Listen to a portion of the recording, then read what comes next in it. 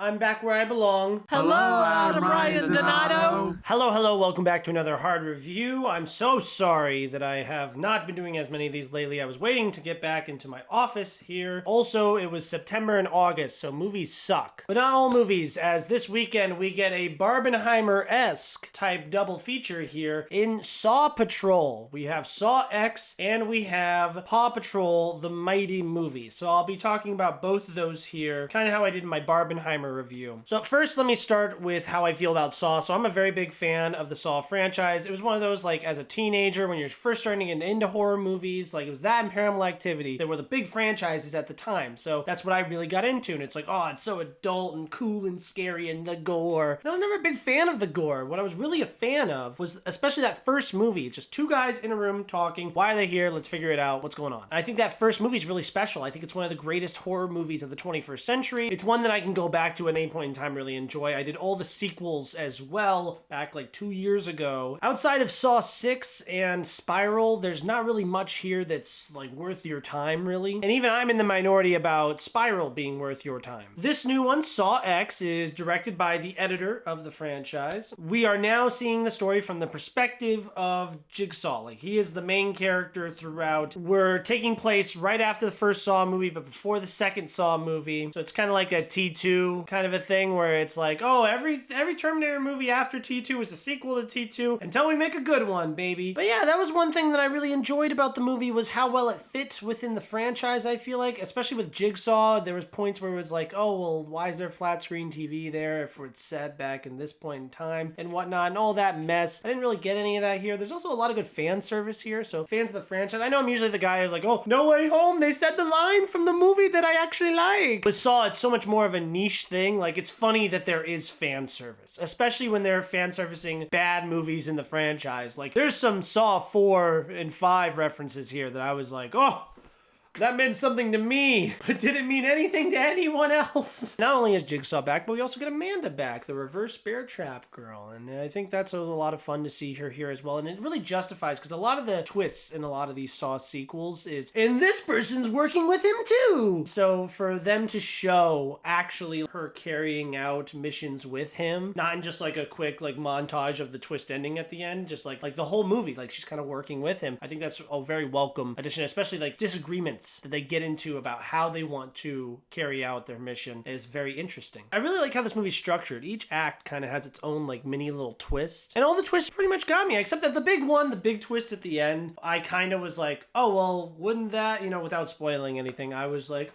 that's an interesting situation that they're in. Why would that need to be like that, But other than that, though, no, it really kept me on the edge of my seat and guessing where we're going at every single turn. They did a really good job of humanizing John Kramer in this movie, which is a very interesting place to be in, because like obviously he's a bad person. Like, this is during the time when he is carrying out these awful atrocities that he's doing to people, and somehow this movie finds a way for you to feel sympathetic towards him. He has cancer, he wants to not have cancer, obviously. He takes an opportunity to resolve that problem. The people that are in the traps in this movie, it's really, they've justified. Not really. Obviously they don't deserve to die for whatever they did. There is a revenge aspect in this movie of like, yeah, you deserve that. Like, kind of like the Equalizer. I recently went through all those for the recent Equalizer 3, and it's just funny watching Denzel Washington beat up all these like clearly like douchebaggy people. And you get that here, you're like, yeah, you're a bad person. You deserve this. So it's like satisfying. Like, you find yourself laughing at more of the traps than you will find yourself going, ugh. Which, I'm not in it for the gore. I get like really like queasy watching it. So that's not really what I'm here for, but I really like the character work that they did in this movie. The direction of having John Kramer, following him intimately throughout the movie, is what makes this movie stand above a lot of the other Saw sequels. So if you're wondering where I rank this movie, because I'm going to give it a 4 out of 5. Obviously, the first one's in a league of its own. I think that Spiral is also a really great Saw movie. Then Saw 6, and then Saw X, because where this one doesn't reach the heights of Spiral and Saw 6 is that those movies have like themes.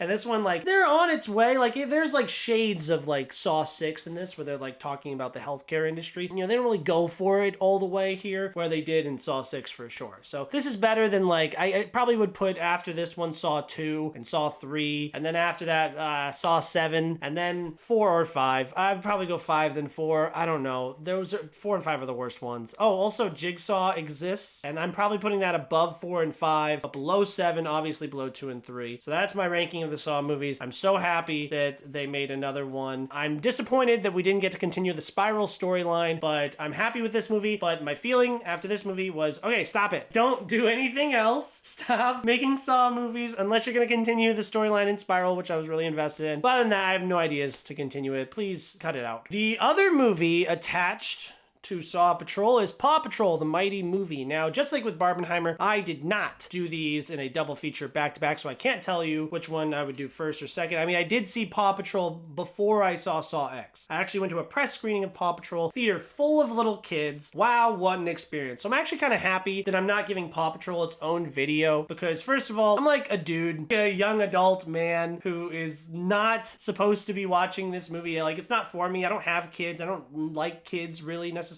I do like animated movies and movies intended for children, so like I was kind of like a meme choosing this. I went to the screening for Disappointment Media so I could write an essay about it. I don't have to do this video, I just want to because I love movies so much. But I had a lot of interesting like adult takes on the movie, mostly like jokes and stuff, but I think there's some truth in it. Now in general, Paw Patrol the Mighty Movie is fine. It has pretty colors, and there's a bunch of little dogs and some little cats too, and it's got really cutesy like humor. Kids will like it. They all liked it. They were all clapping. They were all feeling big feelings all weekend. Kids so happy just to be there in costumes and whatnot, and that's all well and good. It's funny because this is capitalizing on the superhero movie trend, which is funny because it's like the most basic superhero like setup ever. It's just really funny that like Blue Beetle comes out not too long ago and everyone's like, this is the most derivative piece of crap, and there's no, I mean obviously kids aren't like be like, wow, actually this is way too much like 2005 Fantastic Four. Yeah, this is more derivative than that, so this kind of made me like Blue Beetle more in a weird way. I didn't have high expectations for this. I knew going in it was a 3 out of 5 flat because it's not for me. It's one of those screenings that I go to and I just kind of sit back and I'm like, all right, are they enjoying it? How are they liking it? Because it's not really for me. Like, I had a fine time enjoying the movie. The thing I found myself the most interested in is how parents really have strong opinions about the media that their children are consuming these days. I live in Florida. The whole book banning thing is going on right now. So it's a very big topic of like, what media should kids be allowed to be exposed to? Are we indoctrinating our kids? Disney Pixar movies, you had a lesbian kiss in the background of your scene, and now my kid's gonna see that, and they're gonna be a lesbian now, and it's your fault. So you exposed my kid to lesbianism, and now my son is a lesbian, which is obviously ridiculous. You know, they're just really trying to push an agenda, and it's bad on both sides. It's annoying for Disney because Disney will do that where it's like in a way that it's not essential to the plot or story, so it'll be like kind of like a background thing that you could easily cut out in other markets, like in other countries where, you know, homosexuality is tolerated even less than it is in the United States. But then you get stuff like Strange World, which had like an openly gay character. I mean, yeah, it wasn't like essential to the plot. Like, he liked someone that was another dude, so it wasn't like a big deal or anything, but parents made a huge deal about it and that movie flopped.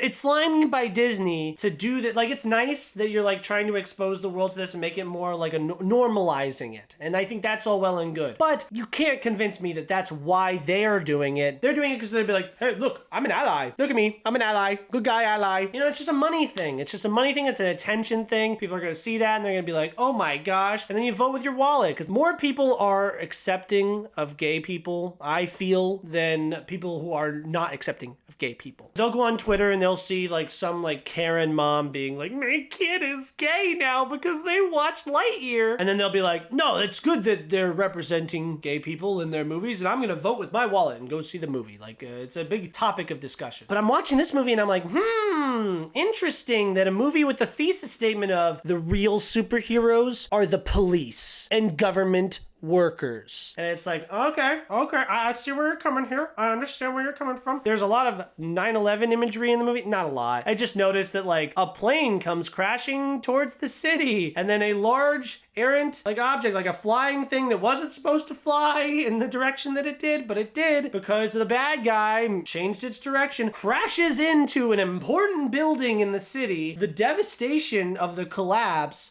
haunts the citizens of the city. I mean, don't worry, the Paw Patrol, they lock it down, they save everyone. Okay, it's okay. But like still, I'm like, interesting. The villain is a black woman with the colored hair. I noticed her spaceship or her ship, I think it's in the credits. The fumes that emanate out of the spaceship are the colors of the trans flag. Light pink and light blue and white, I think. So I'm like, that's interesting. A trans black woman is the villain of this movie that's already leaning conservative. She teams up with a doddering old man who is stupid, openly has a line where he's like, yeah, I love stealing elections. And it's like, wow, so you made a movie where the villains were Kamala Harris. I'm not saying Kamala Harris is trans, but you know what I mean? Like a black woman teams up with an old man who loves stealing elections. This is what the indoctrination is. This is what it is. These are the signs. And I wrote about that in my essay that I wrote for it. I meant, it's kind of like a bit. It was just a meme. My editor was like, no, yeah, that's good. That's good stuff. Because I ended off with, now, is Paw Patrol the mighty movie trying to indoctrinate your kids? Of course not. Of course they're not trying to indoctrinate kids. I'm just saying my point in naming all of these little comparisons is to say that I think you can make political like agendas out of any animated movie or any movie in general. You can do mental gymnastics to try to connect this movie to the Vietnam War if you really wanted to. You know what I mean? It doesn't matter. The whole point of this movie, it's cute little dogs and pretty colors. The kids aren't gonna notice or care. And the adults, they're not watching. I know this. I was in that theater. There's a woman right in front of me. Her phone is blasting on me. She's in a wheelchair. And I'm not gonna sit there and tell an elderly woman in a wheelchair, be like, excuse me, ma'am, get off your phone. You are preventing me from ingesting the experience of this cinematic achievement, Paw Patrol, the mighty movie. It's fine. Don't go watch it for the meme. I know I'm saying it's a 3 out of 5. I'm just trying not to say it's a bad movie because, like, if I say it's a bad movie, they'll be like, well, obviously you wouldn't like that. Considering the target audience, little children ages 0 to 6, and, you know, their parents, this was fine. There's a joke that parents are especially gonna like. This one guy, it really meant a lot to him because there's a joke where they're like, oh yeah, we're gonna make toys about this. Sorry, parents. And the guy was like,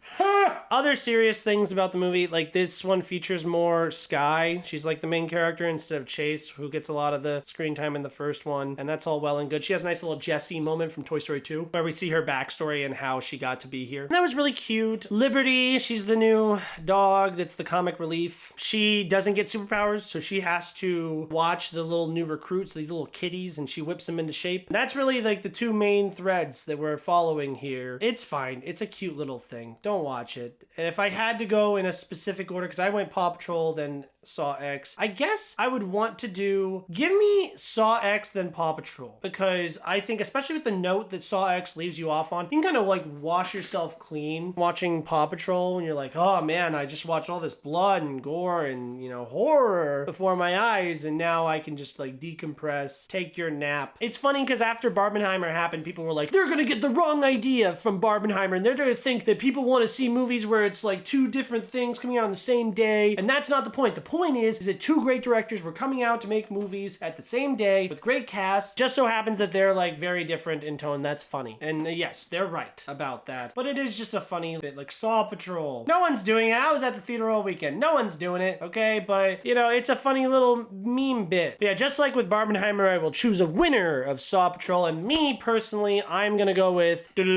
Saw X. Surprise, surprise. I mean, I only gave it 1-star heart. And by the way, Saw X is probably more of a 3 out of 5. I just personally really like it because I'm a fan of the franchise. It's got like an 86 from critics and a 90 something from audiences on Rotten Tomatoes. Thank you so much for watching this review. Did you embark upon Saw Patrol? Are you a Saw fan? Are you a Paw Patrol fan?